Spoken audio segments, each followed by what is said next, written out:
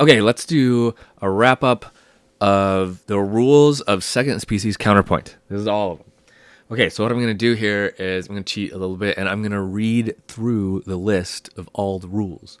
And after I read each one, we'll talk and make sure that I explained it thoroughly, I think.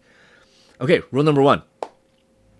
Start with either a half rest or a half note on the downbeat of the first measure, followed by a half note on the offbeat. The first harmonic interval should be an octave or a unison, or a fifth if the counterpoint is in the upper part. Okay, I think we've talked about that in the last few videos, how we need to start it, and our options for starting it.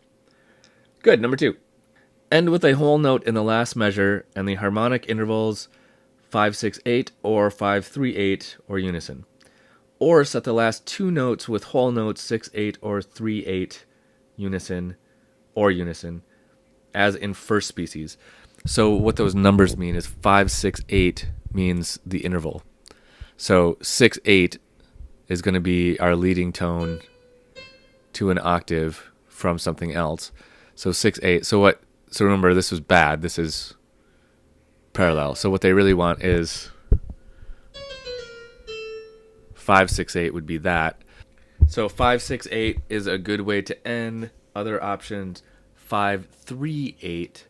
So that would be, so if that's 5 and I want to make this a 3, D, F, and then we went down to C.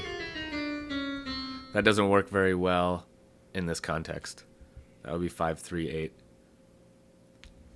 But those are our options for ending. Okay, number 3. Other than the beginning and close, use whole notes throughout for the contus and half notes for the counterpoint. An immediate repetition of the same pitch is not allowed within the bar or over the bar line. I'm not sure if we addressed that last one. You can't repeat pitches. So, for example, this would not be allowed the same pitch twice.